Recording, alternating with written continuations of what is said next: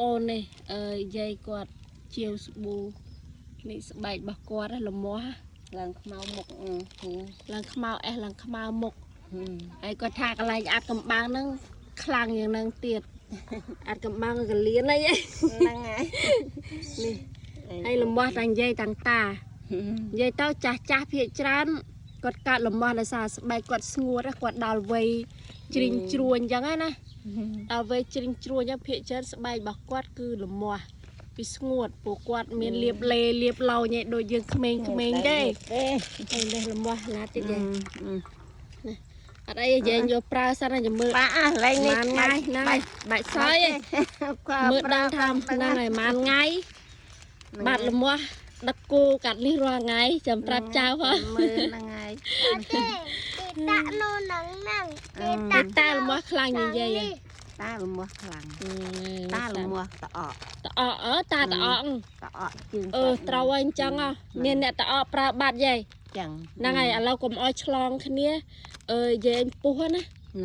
ពុះបាទនេះពុះជា4ក៏បានដែរពុះជា4ទៅប្រើវាចំណេញវាក្រអស់ហើយយើងប្រើផ្សេងគ្នាកើតតអកតាតអកអញ្ចឹងហ្នឹងហើយកុំអោយទៅថាយើងដុសម្ដុំចូលគ្នាហ្នឹងពុះទៅពុះចែកឲ្យតាមកកណាត់យាយមកកណាត់ទៅដុសបានទាំងមុខបានទាំងកក់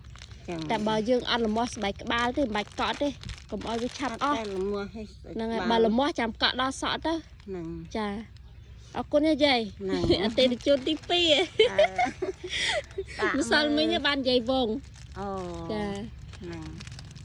បានអត់បាត់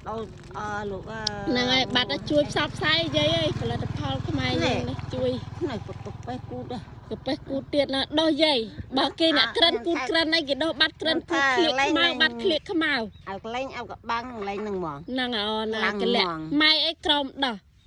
ម៉ែក្រមដោះឲ្យម៉ែគាត់ដោះទៅបាត់ដែរអញ្ចឹងណាហើយម៉ែគាត់ធាត់រាល់ឥឡូវហ្នឹងគាត់ថានៅម្ដងនៅពេលដែលធ្វើការបែកញើសចាំបើគាត់ធាត់សដនគ្របក្បាលពោះហើយអានេះស្បែកយាយដល់ពេលយាយយកទៅប្រើចង់ដាក់ក្នុងស្បែកក៏ដាក់ទៅប្រើឲ្យដាក់ក្នុងស្បែកក្នុងអីចឹងអត់ក៏អត់ចឹងណាតែគាត់ដាក់កន្លែងស្ងួតកុំឲ្យត្រូវពន្លឺក្តៅកន្លែងក្តៅហើយនឹងកុំឲ្យសើមដូចថាយើងដោះប្រើឲ្យទុកដាក់ស្រួលដួលចឹងក្នុងកញ្ច្រែងក្នុងថង់ហ្នឹងចឹងណាតែយើងហាលឲ្យស្ងួតណាកុំហាលថ្ងៃយាយដាក់ពយួរក្នុងផ្ទះចឹងណាចឹងគាត់តែកុំឲ្យវាត្រូវក្តៅត្រូវសើមខ្លាយវាឆាប់អាលាយអស់វាទន់